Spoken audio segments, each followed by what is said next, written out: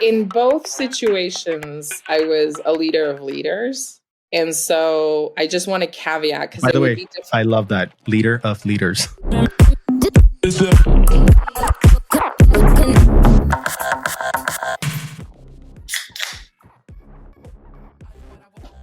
Why? I just heard a can open. I'm like, things are about to get saucy. You know what? I almost got a hot toddy because I was like, this is going to be fun.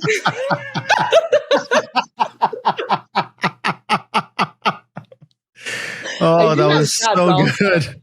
Yeah. How are you? Nice to meet you.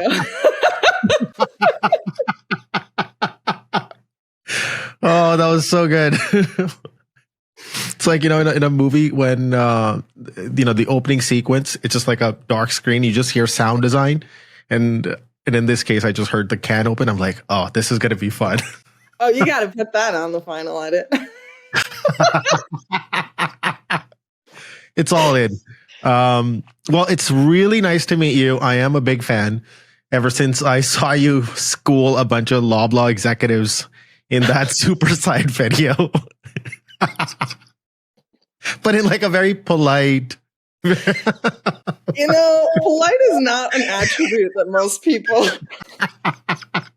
say about me, but I'm honored. One, to have a fan, like somebody that admits that, like, I'm honored. Thank you. But yeah, I was looking forward to just having a conversation. I know we only have an hour, and I'm happy to do more in the next week. It's just been a bit hectic lately. But yeah, I was looking forward to this, to just have a conversation about industry design and how did we get here? Exactly. Yeah. I try and not, be too prescriptive, and so that the conversation can be organic, and it's just like two people talking and it just happened to be recording it. So you're totally up my alley. We're vibing. Yeah. And where I would love to actually start the conversation is, first of all, you have probably got like the most insane and most wholesome, comprehensive experience in terms of design. You've been in the trenches and the deep end in terms of working as like an individual contributor to then designing how an org would operate. Like, I don't think you've left literally anything. And then you've done it for some of the best companies. Actually, I'm going to pause here. Why don't you take a minute to sort of introduce yourself? Who is? Oh, I love this. This is the best part of my day. Keep going. Let me take a sip. So I am a fine artist by training. I'm a painter. And I would tell people that now I paint with data. Before I would paint, with color, and I would paint with like digital designs and what have you, campaigns. But it's the same skill set. It really is. As long as you are okay with chasing the uncomfort of learning a new domain and what that brings when you don't have the subject matter expertise. But I've been really privileged to work, and randomly so, to work at some of these companies. Like, I didn't set out to work now at a bank, right? Or work at Amazon. Like, that was not part of the trajectory I thought I would have from an illustration. Like, I always wanted to go to art school, right? Like, I just went to graphic design and visual communications because it was the marketable thing to do. Happy to answer specific questions of how I got here. But initially it was, I wanted to be a painter. I went graphic design and started in advertising in Manhattan. And I'm a firm believer that everybody should work in Manhattan at some point in their lives, because that chase and that pace is different than any other place that I've worked in. And so then it was where you were a jack of all trades, and you had a small studio, grew from 19 folks to like 150 in 4 years. And so you just grow up the ranks just because you started hiring and you had more tenure, right? And so then you got in front of the clients and the accounts and you realized you didn't have the language. So I was like, oh, maybe that MBA is worth it. And And I paused on getting an MBA for a good year because who wants to take statistics, right? Like nobody I know. So then I went back to school when Business Weekly said that design thinking was going to be the future. And that was early 2000s. And I did the MBA in design and Masters of Design at Institute of Design at Masters of Design Research and Strategy. And so just in case I couldn't get a job, I thought the MBA would get me some job. But I think I'm 2 classes short of the MBA. And I think one of them, funny enough, is probably statistics, which I'm now in. So I stopped there. And then I was teaching, Paul. I was teaching a course on decision making. And one of the participants was an executive from Nike. And I kept in touch for a year because I was fascinated by Nike. And I thought when I interviewed that it was Portland, Maine, and it was Portland, Oregon. And at the time it was Portlandia, and they said it was the most European city in the US. So I was like, yeah, game on. Didn't know anybody in Portland. And so I've chased my career and like the next challenge, messy as it is. And then what got me into Amazon was I was kayaking and somebody hooked me up on LinkedIn for a coffee. And that turned out to be my boss, who then left 3 months in, and I backfilled his job. So like now I'm running global advertising for a tech firm. So it makes no sense, Paul, like that I'm here. I love that you actually think that I've had any thought or like plan, right? Anyways, that's enough about me. Are we done now?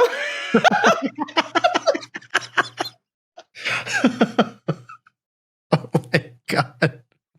Now they're totally going to think I'm drunk.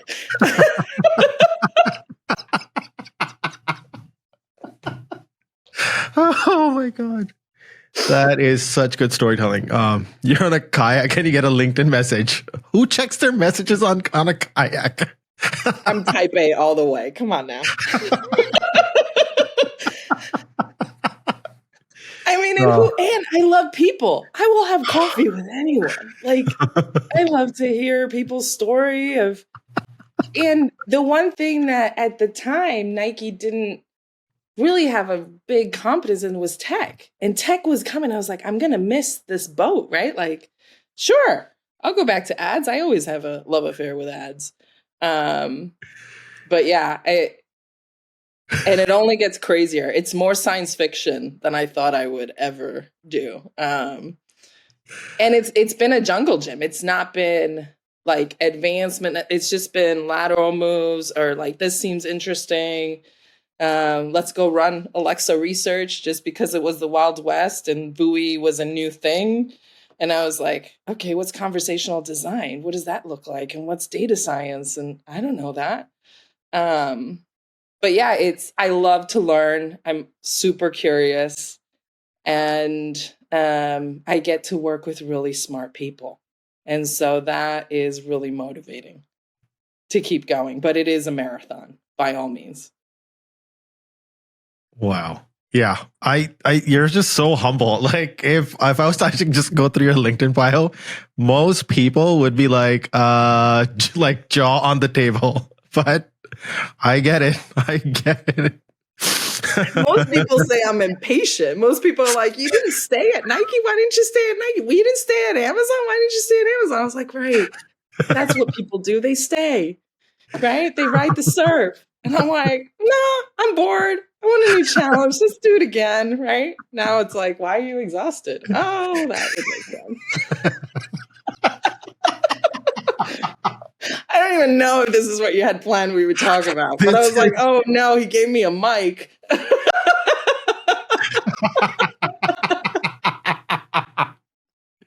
This is going way better than I had even imagined. So, oh my God, I'm going to be like expending at least a liter of water from my eyes in this conversation. So, the Loblaws conversation, if I go back there for a second, and what I'll do is, because we have such limited time, we'll just stick to like one simple topic, and that's really to do with. This is actually some stuff that you've actually talked about in one of your talks in that you did in Melbourne. I don't know how long ago that was. Yeah, And 2019 Pause Fest. My friend George. I don't know. But have you seen this movie called Zoe on Amazon Prime? It's like one of the best sci-fi where Ian McGregor falls in love. Actually, I don't want to tell you anything. So don't tell me. I'm going to watch it. I'm going to watch it and I'll report because you back. talked about like Ex Machina. You talked about like a whole bunch of great examples of like. Oh my gosh. So that was the presentation where, so I was working, I had hired a data scientist. And I was like, okay, if I am comfortable with Google, Apple, Amazon knowing this much about me, I should be comfortable with 1,100 strangers, right? Knowing this about me. And then when I pulled the data, I was terrified to have that talk. I was like, oh my gosh, this is how much the random engineer knows about me. And just how much you don't understand tech, right? And what they're doing with your browsing behavior, your interactions, or the microphone in your apps. And I was like, right, I work in tech. Like, I should be more comfortable with this. But no, that was super fun. But I'm happy to stay on topic. Yes. Guide away. Yeah, and you have to remind me of what I said because I'm only good in the moment. I have no recollection. Good.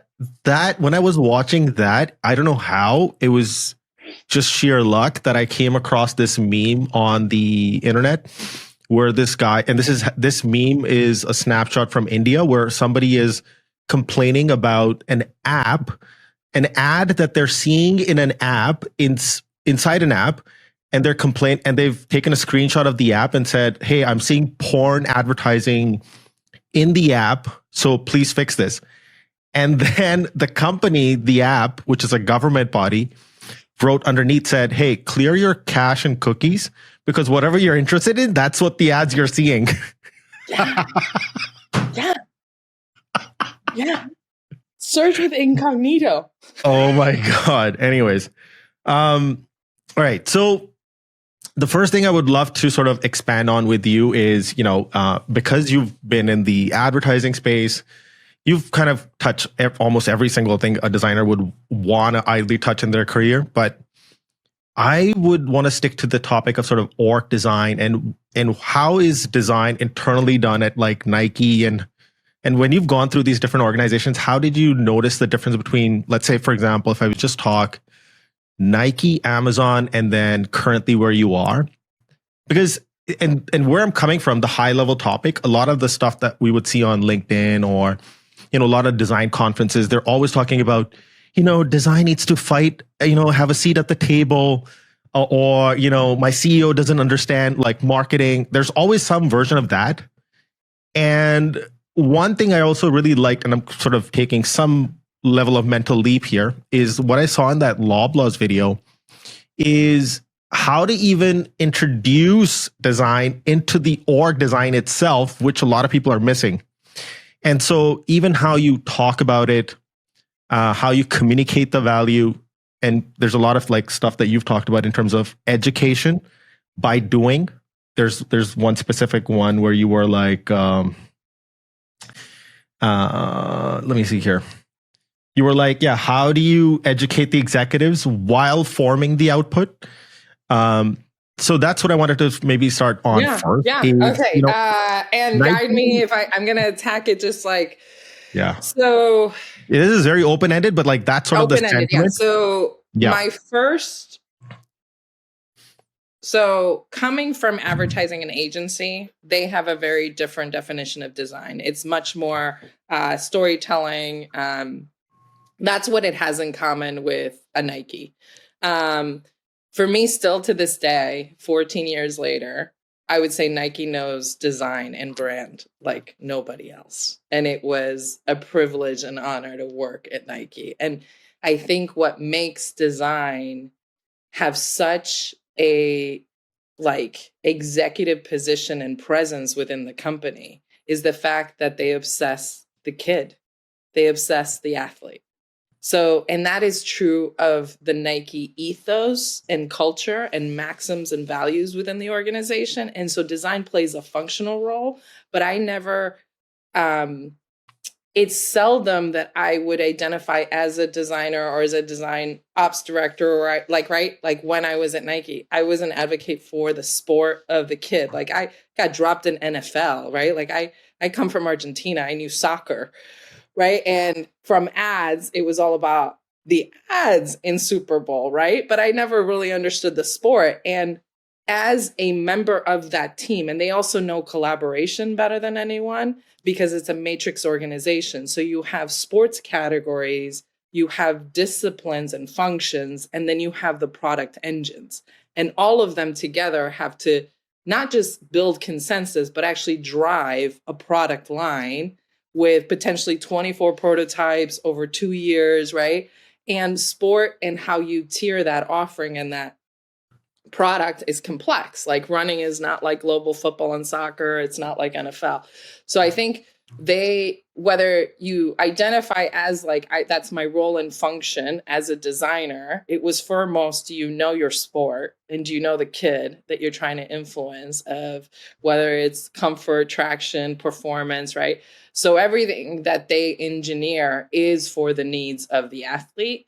So as long as you convey that as a designer in how you're articulating material, color, graphics, merchandising, and that comes across in your story and how you design and craft, and they obsess the details of craft. That's why I say that they know brand and design like any, right? Like Flyknit, coming from apparel, what Janet Nickel did with sports bra, like what they've done with swimsuits in the Middle East, like it is true innovation. And so it was always in like wonder and awe that I was there. I mean, I walked into the campus and the only athlete I knew was Michael Jordan because I lived in Chicago, right? Like, and then by the end of it, I was like, oh, I know everybody, right? Like I recognize the names. But so design is organized.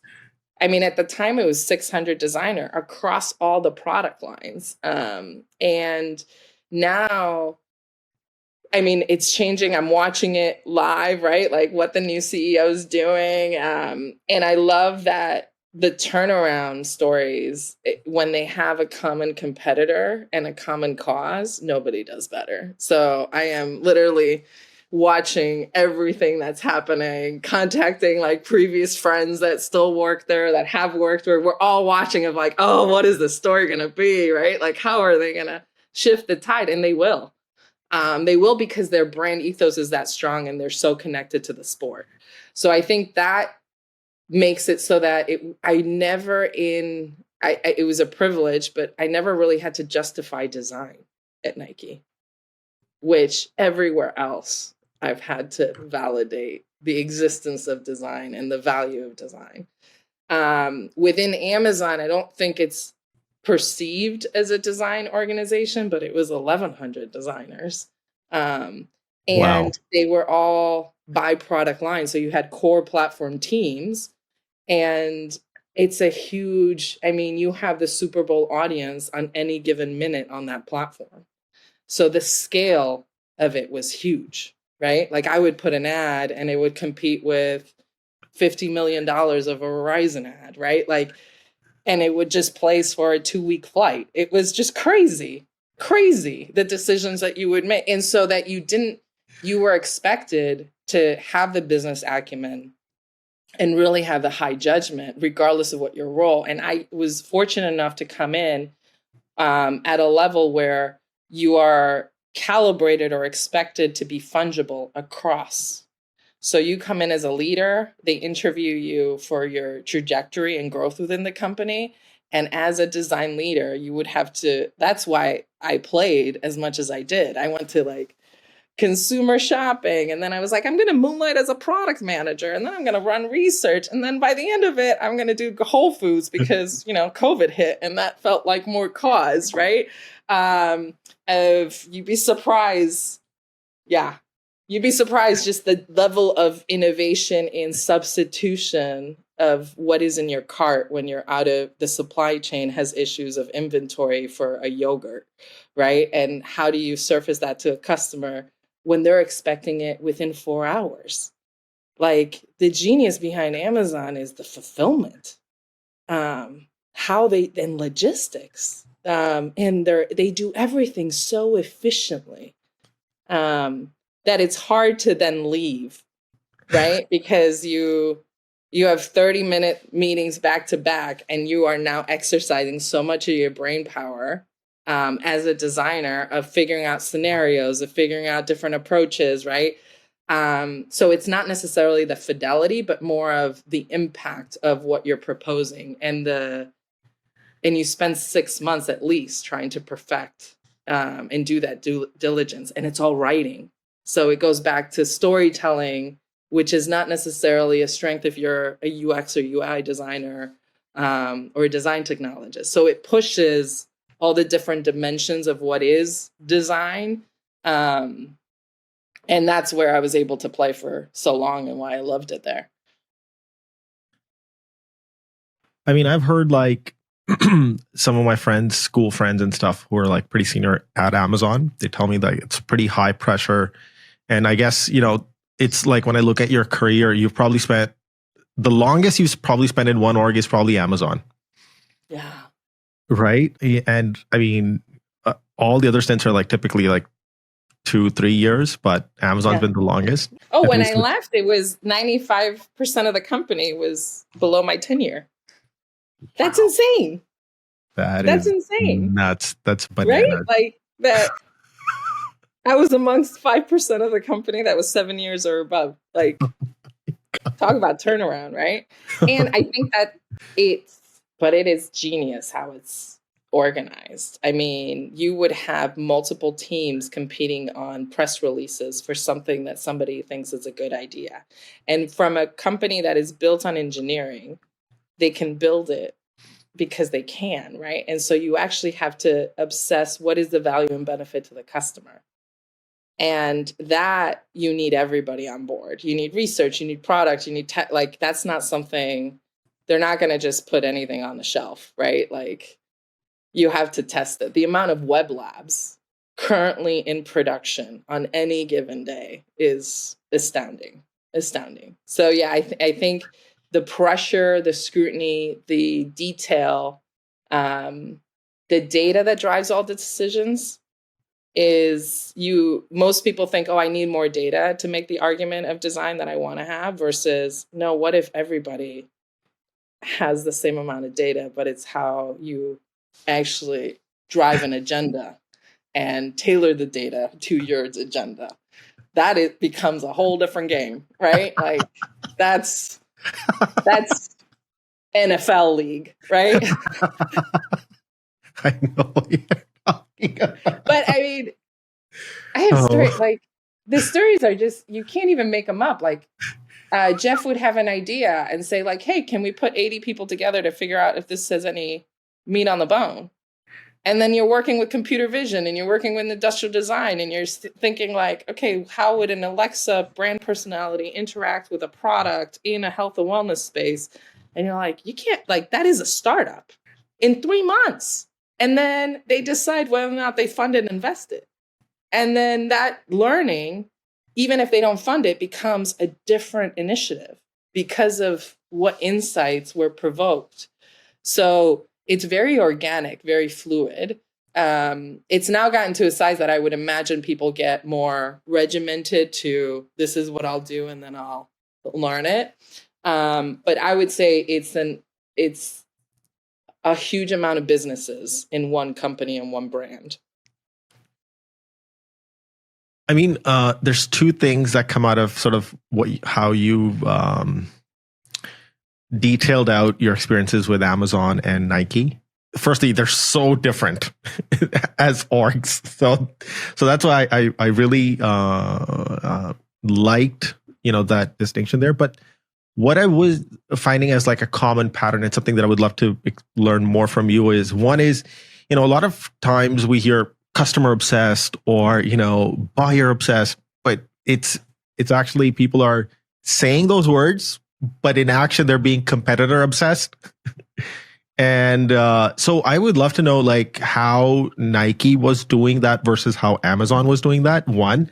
And then the second layer over is, what is it about this inside out org, architecture that you don't have to justify design. Like, how is it percolating inwards that no justification, like you describe your experience with Nike, that you never had to justify?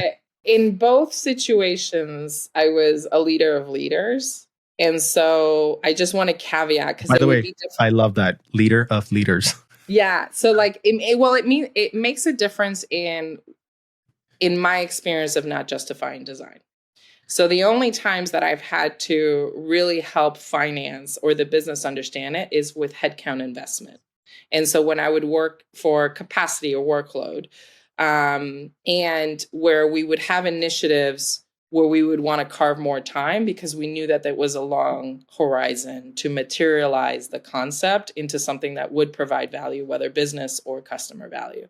So I do think that might be unique in my perspective. I can't relate to and I also probably don't believe that entry-level designer or a new manager has to advocate for their value or justify their value. I think something's wrong with the ecosystem if that is exactly their experience.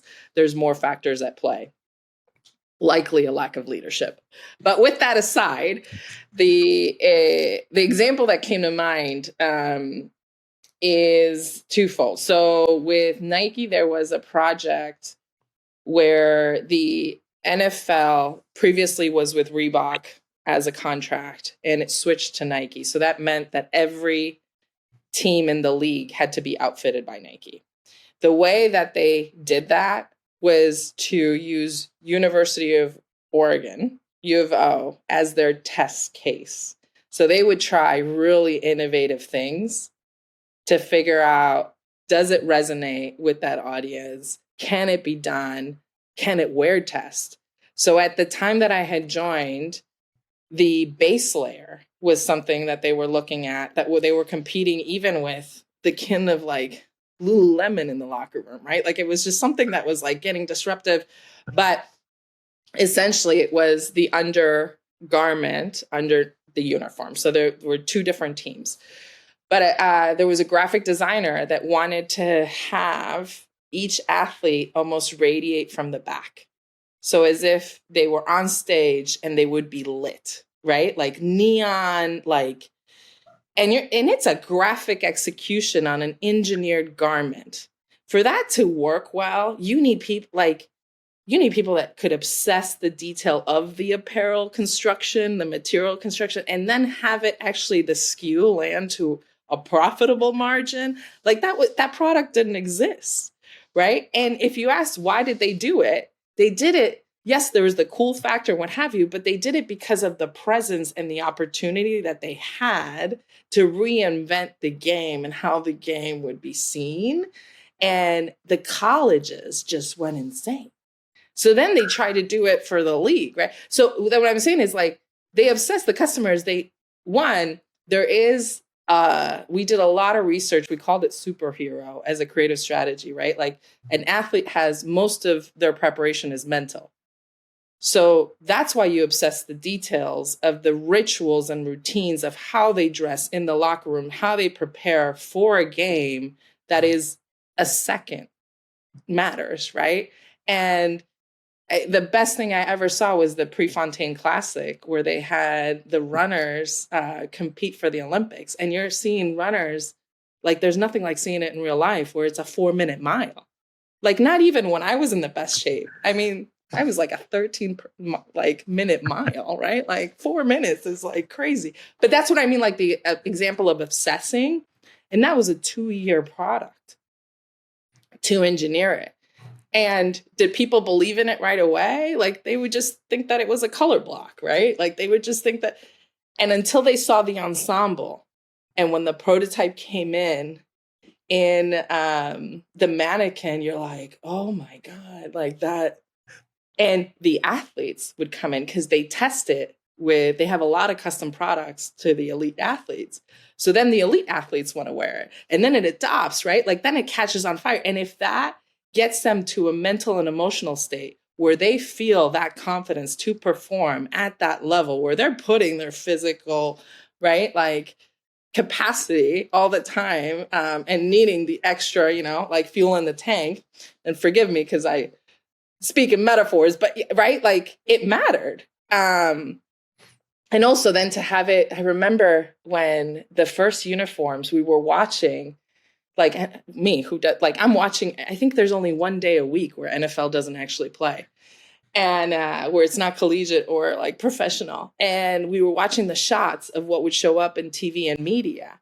And if it didn't wick away quick enough and you saw the defensive linemen, right, which are not the same as the quarterbacks or the receivers, right? And how we're like, oh, we need to re-engineer that because that's not wicking away fast enough. And it's like, second quarter and like it's soaked. So like something's wrong, right? Like, so they wear test the hell out of their products. One, to make sure that there's comfort, that there's performance, that they have the traction that they need, but also there is the cool factor. Like you have to be comfortable in what you wear and not, right? Like not have it affect your performance or your mental preparation and capacity. So yeah, I think my level of love for the sport and the athlete was more around the process of design and the iteration of design across every team, whether it was color, graphics, equipment, footwear, or apparel. And that obsession I haven't seen yet in, just anything from color blocking to the actual weave of a garment. So that's Nike. The question of Amazon and how it shows up for the customer. So we, like, the example that comes to mind is I ran out of box campaigns, which basically meant the boxes that you get that are, I call them skinned. That's probably, and I'm going to get killed by this, but like, right, like just an advertiser would buy a box and the level of scrutiny of what would be on the box would go up to an SVP. So somebody that reports up to Jeff, right? What? At the time, would weigh in on the design, Paul. Right? Oh my God. First of all, and that man's brilliant. That man is, a level of intellect. And I had so many like disastrous mistakes at Amazon, right? Because you could imagine me in a conference room of like thinking that I want to like, engage or provide my opinion as this like naive person that thought that that's why I was hired. And it's like, no, that's not why you were hired. And you probably should know before you speak. But let alone, he would challenge my team on what is the value and benefit of what's on the box. And just because an advertiser wants to put it on a box doesn't mean they get the privilege of getting it received at a customer's door, because that means our brand is associated to it. And you had products and advertisers that didn't actually sell anything on Amazon. So they were called non-endemic. So like insurance or financial services. So how does that not feel like an ad when we service ads, right?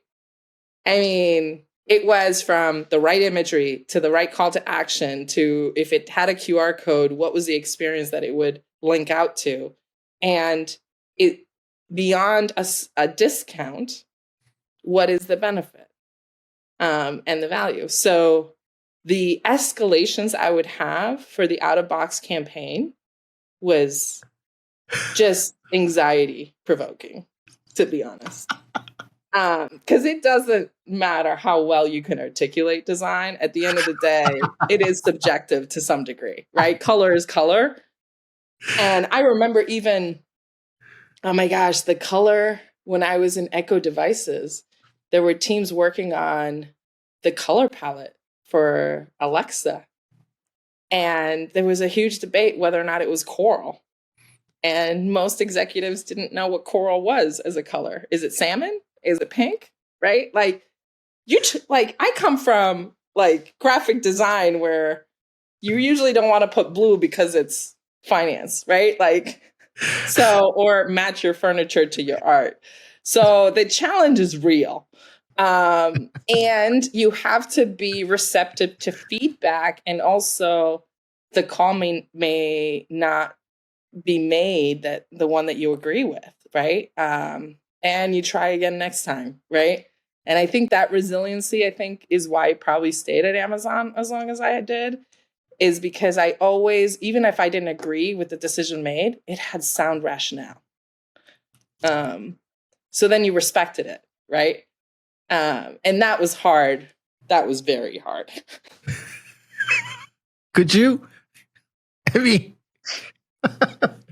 I would be if you could spill the tea on, like, without taking names or stuff, on like potentially one instance where there was something on the box and it went all the way up, and what that might have looked like. I'm so curious now. Well, even like we would promote trailers for movies, Yeah. right? That's part of design, where you can get your tickets first on Amazon, or that, I mean, they have a great team that runs policy. So they have policy and guidelines of what to remove the subjectivity, and to put like just guidelines of what is appropriate and what's not. So for example, for Black Friday, Cyber Monday, that you're not saying that like what you see all the time in TV, right? Like people making claims that they can't substantiate, right? Well, advertising policy at Amazon would verify that those claims are sound and accurate, and there's a source of truth for it that is objective. So you couldn't just say that, you know, Papa Brad said something, right? Who's Papa Brad, right? Like you have to, and I don't even know why that came to mind, but like, right? Like you have to substantiate your claim, which is hard when you're driving volume business and it's a discount or promotion that you're trying to like differentiate yourself by putting a celebrity or what have you. So the most notable ones is when we had great talent and we had to do video or something else that was a brand campaign for that advertiser, and it wasn't something that naturally fit our brand. And how do you work with the agency of record for that client, which are a ton of other creatives that have great ideas, and then your team that has to uphold their giving brand of saying like, oh no, you got to change that color, or you got to, like, the emo of Liberty Mutual may not be appropriate, right? Like just things that you never thought you would encounter. And you also don't know enough about the decisions of why they were made for that for that client or that agency of record, right? Like those are brand campaigns are not easy, and they are years in the building. I think Yeah, you that's definitely are someone, sorry, who appreciates constraints and can work within them. Like that is something, creatives typically scoff at, or like, but I mean, I don't like examples. rules. I think I'm a true creative, and I think the hardest thing has been is I would represent and advocate for my design teams when I myself don't love authority or to be told what to do. So I think that empathy is what's garnered a lot of credibility with the teams that I worked for, is like we work at a business and a corporation. So I think that's also the perspective that I bring, is I would love to work at a place where I don't have those constraints of what's like, for example, audio ads was a product and initiative that was really hard to build. Now you see it, right? But those were spots that were on radio that we wanted to surface in Alexa and other devices. And it was the same thing. The content and the format was made and crafted for a particular audience in a particular distribution channel. And now we have to configure it to something that's a digital challenge, a digital context, but interrupts the day of life of a customer, right? And so that means it's not a 30-second spot. And we might need to bring new talent to refactor or add more to that spot. That means reconfiguring that content. So those are that's what's challenging, is a lot of people just want to just retrofit, like, hey, it works here, we're just going to make it and dupe it and cut it and like, splice it as we need to. That wasn't what was the bar within Amazon. So that was what was hard. Hard, challenging, and fun at the same time. By the way, I'm also reading all the stuff between the lines that you're not verbalizing. I get it. I get it. Well, the thing about corporations is they have armies of lawyers as well, right? That kind of intimidate how you say and what you say. So you get pretty good at like, we're going to talk in abstract a bit. And those who know. That's what I was sensing. I was like, I see. That's what she's doing. Okay, so now I think there's another interesting thing that you talked about. Of course, there is that one thing I was really curious about, which we've been talking about, is the cultural difference for a designer, going in a leader of leader positions from a Nike to an Amazon, and how that was so different. And then again, I would be curious how that has been so different again when you're working with somebody like JP Morgan Chase. But before we talk about JP Morgan Chase, I would love to learn a little bit more about, and I thought that was actually really cool, like the swoosh ecosystem, which is design thinking around the employee. I've never heard of, orgs really being thoughtful of how they design the experience for the employee. I would love for you to share and talk about that, if, whatever level of stuff. Yeah, no, that was the brainchild of my boss, Casey. And she had been at Nike a while, her and Angela Snow, and they had talked about, so one, the challenge you have is most of the designers, it's really competitive to get into Nike as a designer. You have to know your craft. You have to have a strong portfolio. At least it was at the time. I don't think that's changed. Excuse me. So the challenge is you recruit and source designers from the best art academy and design academies in the world. And then you plop them in Beaverton, Oregon. So there's challenges that come up. Mildly put. As I take a drink of my beer. Now, so the challenges that come up in onboarding, first of all, they may or may not be moving with their families. They are in suburbia. So a lot of what designers need is inspiration. They need to see the connection of things and disparate phenomena that most people fail to notice, right? But they need to be inspired. So a lot of what Nike did well for their design organizations, that I hope they still do, is they have to develop that, one, I don't know if you can teach curiosity, but you can nurture it. And so you could expose them to different markets. They already are building or manufacturing their prototypes, likely in Asia, if not in Beaverton, depending on what it is.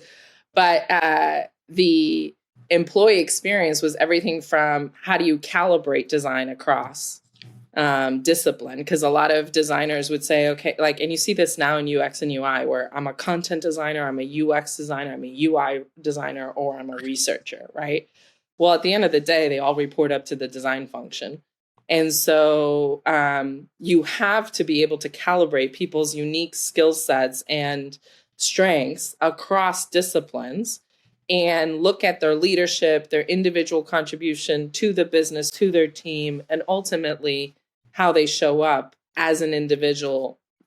And so where a lot of the programming was in onboarding and making sure that they were set up to success, of just clear expectations to the roles, but also where do they get to make? Something that Angela conceived with Drake was the Ribbon Studio, the Blue Ribbon Studio, and it's a fascinating place because like it's literally art school. So you could go, like they started from that with like sponsoring classes to Oregon Craft Center, right? Like a local school where people could take, like, just get, like, for example, I brought the man who taught me how to paint, I brought to Nike to teach figure drawing. So I had design directors that had been on the computer for the last 15 years that hadn't picked up a charcoal since college. but the level of abstraction and anatomy, right, of like drawing your athlete with your garment, with your footwear, frees you up, right, to think differently, to just understand mark making, understand like the use and the function of the form again. And like you could do that with the computer, but you lose a lot of it. And so that then you would have sewing machines that you could try different stitches. So they brought back craft and the art of making again as part of the program of employee experience running through operations. Like I took 53 designers to Paris to do parkour. I mean, it was fun. Yeah. After watching an episode of The Office. Just kidding. No. Well, first of all, if you're going to invest in taking 53 designers across the world, you have to have a very dialed experience. Like you almost have to like moonlight as a travel agent, right? Of like, okay, what? Because not all designers is the same. You have pretty introverted people. You have people that are extroverted. You have people that are into fashion. You have people that want the museum, right? So what people get inspired by varies across their background, their experience, their appetite, their interests. And so what you're trying to create is an experience. And trust me, this wasn't just my idea. There were other design directors that could create experiences that would provoke. Like I am thinking of one that did it for Converse that I think took people to the desert, or like, I mean, even they were doing this at the product level. Like leaders would go to Navy SEAL training, or like I would have a team building. Oh my gosh, my team building for baseball was CrossFit for 3 hours, Paul. CrossFit. Wow. Like, I don't know if you've ever done CrossFit. Please hire me. I want to be doing cool shit. Well, it was just to, I mean, not that it would be interesting, but it was just to understand the rigor and the training that athletes went to, depending, I mean, and Nike believes if you're a body, you know, if you have a body, you're an athlete. So like there's all these different accommodations you can make, right? So that people could still participate in the sport. But I think the act of all the collaboration that happens when you're on the field with the athletes doing some of these exercises and realizing how they're testing out and also just having empathy, right, of what it takes to get to that caliber of talent and that performance. So that's what they meant by employee experience of like, yes, you increase productivity, but specifically for a design organization, there's intangibles about just inspiration, well-being, and how they get fed so that they can think 2 years out of what will be inspiring to a consumer, right? So that's where, and you have to always present that to the business and to finance, right? Not everybody's gonna be like, yeah, take 53 designers to Paris. Have a great time. Like you have to report as like, what came out of that? What were the prototypes? What was the inspiration? Who did you meet up as collaborations, right? Like, and also do pop-ups to share it out with the wider community of what you've learned so that it could live beyond the experience that those who were lucky to attend. But no, it was fun. It was fun. It was fun. And so that was designing like the employee experience. We also had like the Rio Olympics where Nike believed in education and like Bowerman Academy of like, how do you teach design in a STEM kind of way? Like we called it STEAM at the time, right? But so you had a lot of designers that would teach design in local schools in Portland just to get people to do art again, right? And there was nothing better than feeding, especially for a pipeline to get the diversity we wanted, you have to go into schools. Pencil Academy is a great example of that with Dwayne Edwards. That came out of Nike Design.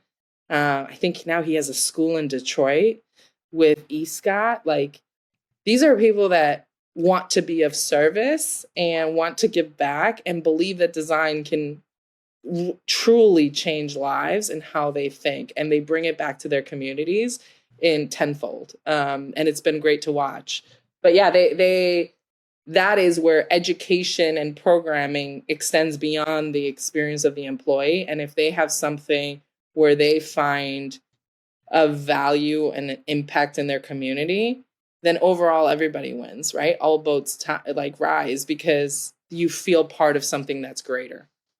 I mean, the business reviews were like the Oscars. Like, I've never been in financial reviews that were more fun than Nike.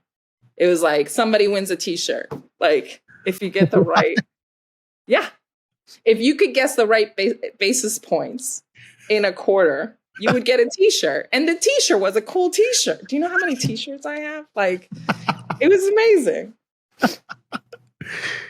You know, I talked to so many people and very different kind of skill sets: sales, marketing, design, business, engineering, like a whole, you know, in the vocabulary people use to describe their experiences tells you way more than the words that they're actually saying at that moment in time. And so things like being customer obsessed, or like you were using this term called the kid, Yeah. right? You're saying it's not only just the athlete, but you're constantly thinking about that kid and what's that aspirational inspiration for him, and how is that kid going to feel, you know, about the whole experience, and really tailoring that. So there's a lot of stuff that when done right, you know, where design flourishes in an organization, you can tell. And it's not by accident. It requires a lot of work, a lot of paperwork, as you described. Yeah. A lot of advocacy, a lot of sponsorship. I mean, John Hoke is still the VP at the time, and him and Parker were looking into what we could do to remove obstacles and barriers to advancement for women. And so one of my first projects was doing independent research of what was the programming that we could tailor for design directors who were women and were coming up the ranks so that they could be better supported. And that was 14 years ago. Wait, sorry, one second. So I was actually wanted to ask you this one final question on Nike, and I know that we are a little bit time bound. Is that you had mentioned somewhere that you worked closely with the CEO of Nike, Mark Parker, sorry. And I would love to, you know, maybe use that as a sort of a closing remark on Nike of what it was like there. So the project was, we presented to Mark Parker the women's development program, specifically tailored for women design directors in design. And it was based on research of what their needs, preferences, and what they perceived as obstacles and barriers to advancement. And so that we could better support and develop them in their experience. And you take 20, 40 design directors, they're all going to have very unique experiences depending on how they came into the organization, what they were exposed to, who they interacted with. So it was, to me, that a CEO would be receptive to that feedback. And I was like 6 months in to the company. So, I have an integrity for research, right? And so who had it?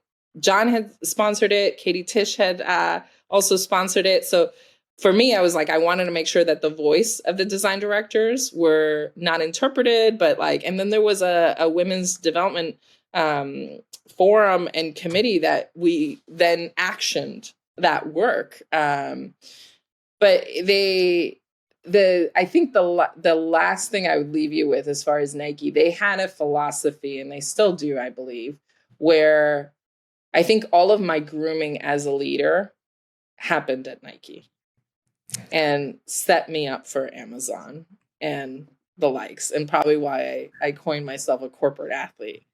Because one, I was privileged to get executive coaching 14 years ago, and been selected to do that, right? Of like how you lead, who you are as a leader, how you coach. And they have a philosophy that there's so many different flavors of coaching, but there's also timing of coaching. So you could coach in the locker room, on the field, in game day, or in training. And those are very different. And so the fact that coaching is seen as development of the individual and the potential of the team and your role, like John Hoke had this great saying that I've used time and time again, where as a leader, you create the conditions for lightning to strike. And the fact that I can still quote you things from, right? Like, that's impact. That's like somebody changing and crafting how you look at an organization that thrives and lives and grows and ebbs and flows depending on what they work on. But yeah, it was a great experience. Definitely. Oh my God, I love it. So, I think that I have like maybe one final question for you, because I know we're pretty much going to be hitting our time. So you described one big lesson or takeaway from your total Nike experience. You just touched on that. Is there anything that you would want to say about Amazon? One thing that you would summarize as your takeaway or lesson or learning from being at Amazon, and then finally, currently being at a completely different, again, area like JP Morgan Chase. Yeah. So what I miss about Amazon that I think is unique to Amazon culture is there will never be a meeting you go in without an agenda of the objective of the conversation you're going to have. The fact that you start a meeting, and although people believe it's a myth, all of my tenure for 7 years, even if they were half an hour meetings, started with a white paper. So the fact that you have to get really good at speed reading is good. But that you start with, there is no PowerPoint like storytelling. There is put your argument down to the level and fidelity that you want, and you've thought, and be explicit about your rationale, and then get feedback. And so then the fact that you're reading they took a lot of time to write a 6-pager, and it probably took three months at least to do this. And they're asking you for your high judgment and feedback and input of where their gaps might be in their thinking and rationale and logic. That is also a privilege to be asked to weigh in on programs, products, services, platforms, to be in the room. They're very frugal of who's in the room because there are people that will count. And that's what I still have in my brain. I know exactly how many people are in a Zoom call. And I'm calculating how much it's costing the firm, the corporation. It's just something that was wired from Amazon days. But in 30 minutes, a decision will be made. There will be clear action on the way forward. And it will take 30 minutes. The capacity and the brain power that you are working on, that's what's exhausting. Is every half an hour, it's different contacts, different meetings, right? Different decisions, some big, some small.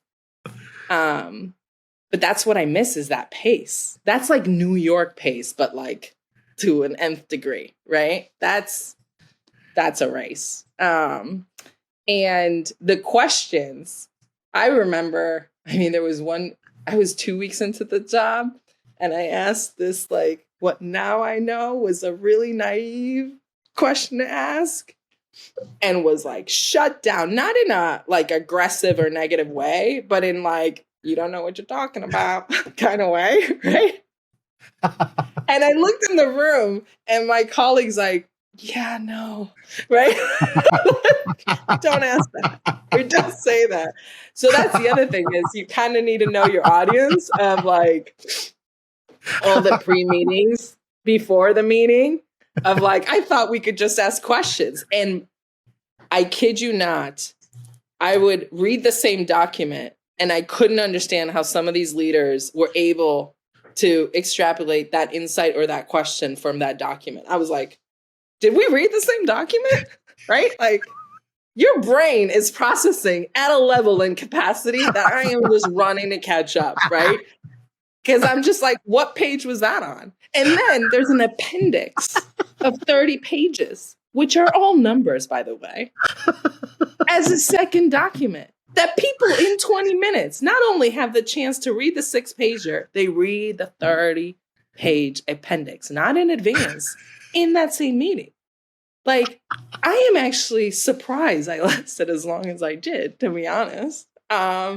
Because I don't know if that's a sustainable pace. Like, I had to kind of be like, all right, now that I know how to like build, and that's what's so fascinating about the conversation of AI, which we didn't get to and we could get to another time, is Amazon did AI 20 years ago. It's now caught up, right? But everything about Amazon is machine learning algorithms. that are predicting models of what your behavior might be. That's why it feels personal. That's why it's convenient. They get it right, they get it wrong, but they're learning.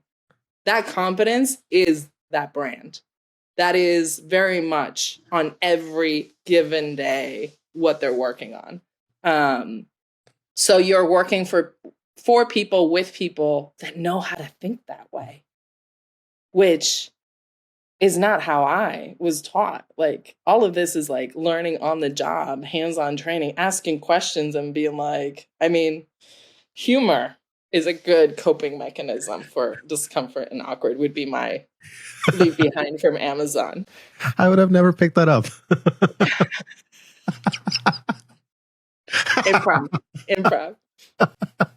I actually brought improv to Amazon so that the creative teams could feel, because it's hard when you don't author the content to feel comfortable. And I brought comedians so that they would just be more comfortable in thinking on their feet. Wow. Yeah. All right. And then one final lesson that take away from your current experience with JP Morgan Chase. Yeah, if you could go longer, I could go. So JP Morgan Chase, one. Actually, hold on. Pause for a second. Can you go longer? Because I'm trying to like wrap, like, do you have like a hard stop? Because I can work with what you have. If you can work for another 10 minutes, I can, yes. I can make that work. Yes, okay, I can totally. Okay. So Chase. So my role at Chase is so very different than anything I've ever done. You wouldn't be surprised now talking to me for the last hour. But so at Chase, I'm in the back end. I'm in the data modeling of personalization and recommendation engine, basically. And so initially I started with customer platform and utilities, which is more back end software and enterprise software. But now it's looking at what might we personalize the experience so that it meets your individual needs, preferences for when you need access to a financial advice or a servicing call if you're at the branch or interacting with the brand in a digital channel, and then what offers make sense for what you want to do with your life, right? Like if you want to, for me, if I want to, I've been a Chase customer for probably 20 years now. And if I need access to capital to renovate my home, right? What are all the different ways by which I can do that with my profile and what's available to me? So that's more what's fascinating, because I used to be at Amazon and say that what you said to Alexa was private, right? One of the roles that I loved and enjoyed was running Alexa research and looking at utterance data of what people said to Alexa in given context. Fascinating, a whole different podcast on it. But now there's nothing more private than where you put your money and what you pay for.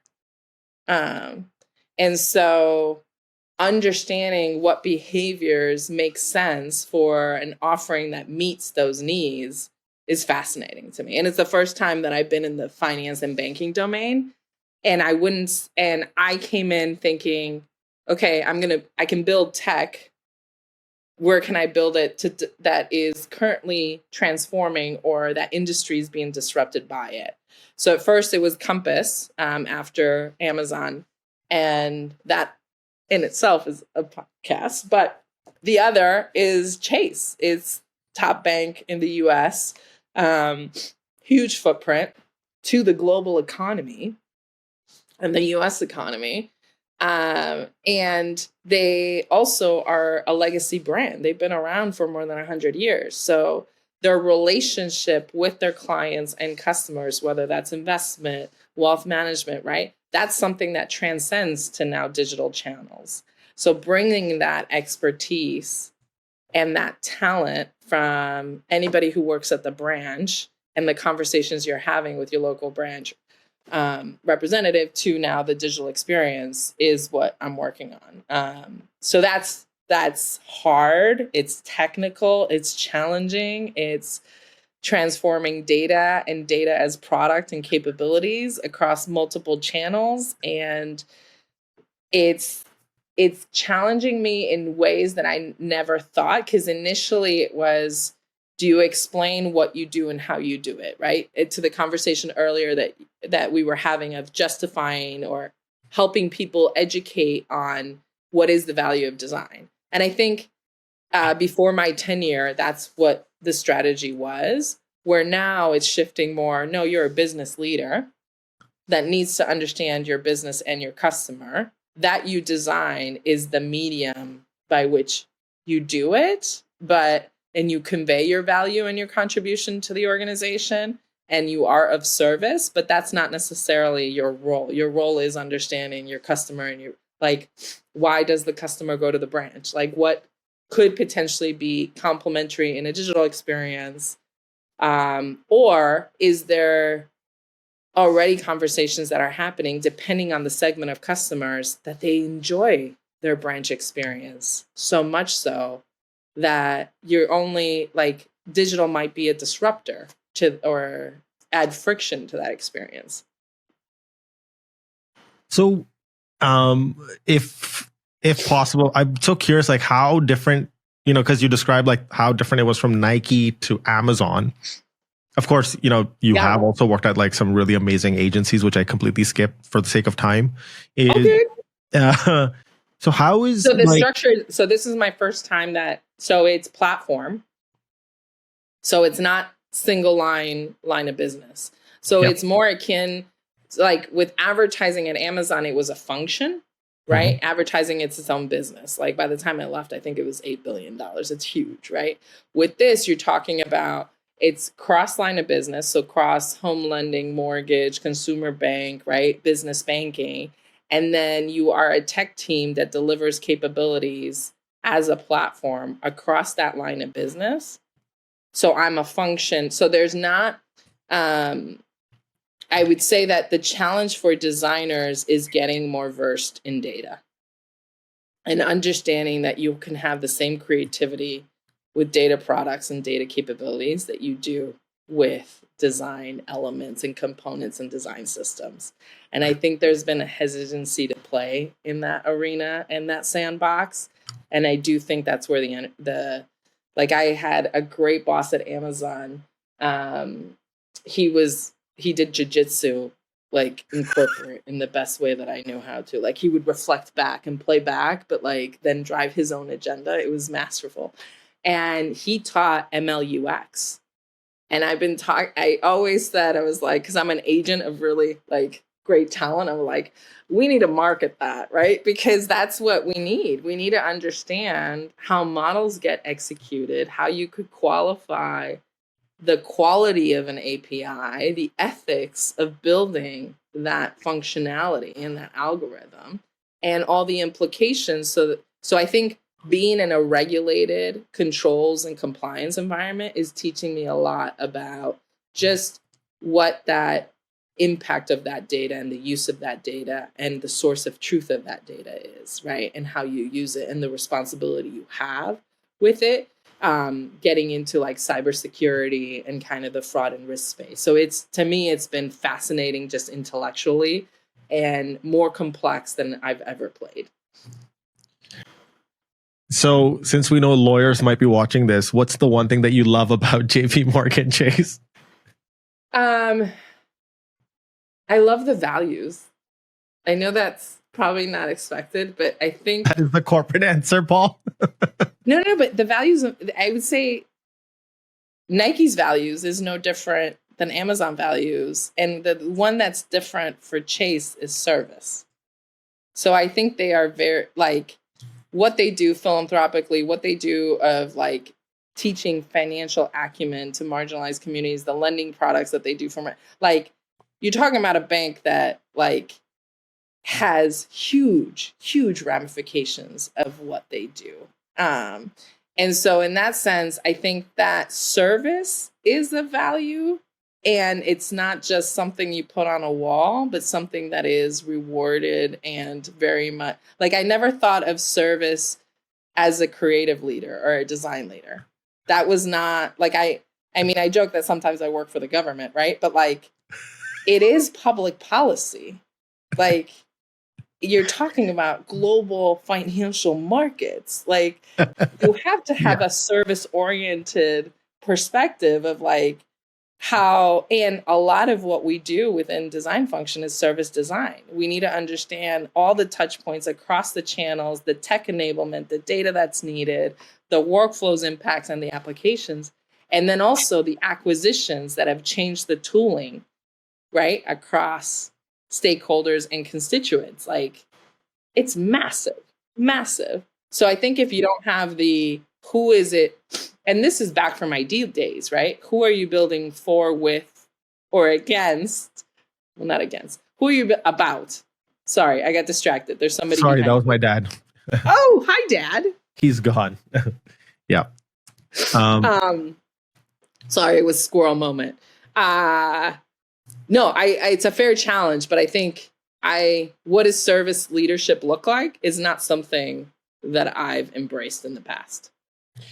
So I know that we have such limited time today. It feels like the first pilot episode of Suits, when Harvey Specter's like, so you didn't go to Harvard. I think I'm going to hire you. This is that moment. I'm like, crap, there's so much more. But yeah, no, let's regroup and let's do it again. I'm intrigued by your questions, and I would love, just more challenge of it. But yeah, they're all the same, actually. There's definitely a lot to unpack. Even like, we'll definitely, I would love to bring you back more. Bring you back at least for at least one more conversation. Because it's like, now what happens? Harvey's deciding to hire Mike Ross. Now what's going to happen? Like, so with every episode, with every guest, I do this one tiny activity, and it's called 3001 Questions All About Me. Okay. So you pick a number between 1 and 3001.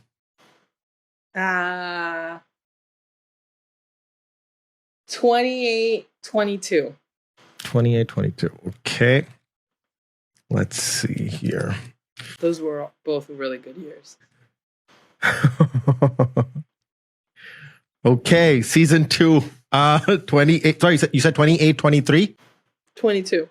22. But if 23 is better, go ahead and read me 23. So I'm actually reading this question on your behalf because you're not here in person. I would actually hand you this book, but here's the question. Oh my God. Have I ever been to an emergency room? What was the experience like? Whew. I shattered my ankle in a snowmobiling accident in 2017, and I had to learn to walk. It took me 9 months. And my experience was I don't have kids, so it was my first time in the hospital, and I'd never broken anything. And so I actually thought I would go in for the surgery and I would be fine. Like, it was a cast, and in 2 weeks I would just walk. I didn't know that muscles atrophy. I didn't know that I would have to go all of a sudden to being 84 years old in a walker, in a scooter, in crutches.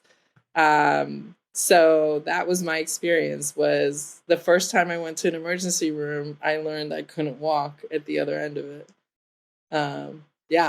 Life-changing. And before COVID, like, I went crazy. I totally went crazy, Paul. That and owning a wilderness lodge both almost drove me to pure insanity. I have so much to learn from you. I'm so curious and I would love if next time we could do more of a like dialogue. Like, I'm happy to get like questions, but I'm more curious of your response and reflection. So maybe we do that in round 2. Yeah, I it's just a lot of time constraints. So I was trying to I was being selfish. I was trying to get more out of you as much as possible. So my bad. Be a giver next time. Yeah, but here's one observation that I made from this experience, and this is something that you said right at the onset of the conversation, is like, curiosity cannot be taught. And your career is proof that you're always chasing curiosity and putting yourself in challenging and difficult positions, which is what I love about being a designer myself. Yeah. I think in hindsight, what I'm learning now is not to chase the achievement. And that's harder. And it's not for in an ego perspective, but I love in design, you're taught there's a tangible artifact. And so that's why I chase the achievement, is because I need a tangible artifact of what I'm producing. And when I don't have that, and it's more in conversation or in etherware, I struggle. And like, you don't have anything to launch, you don't have anything to show, you don't have a portfolio piece, right? And a lot of what we do is drive change and disruption. So there isn't a tangible artifact. There's an experience of that. And usually it's emotional, right? But what I'm trying to learn of like, okay, what does that look like? Especially when you don't necessarily have the authority or decision-making power, and you have to influence. That makes the outcomes very, very different than a traditional design like pipeline or function. That explains the paint with data remark from earlier. Yeah. Oh my God. Okay, yeah. I'm sorry to have to let you go now, but yeah, no. We'll talk again. Thank you so much for your time. Very, very generous. I appreciate it. This was a lot of fun. Thank you so much. Likewise.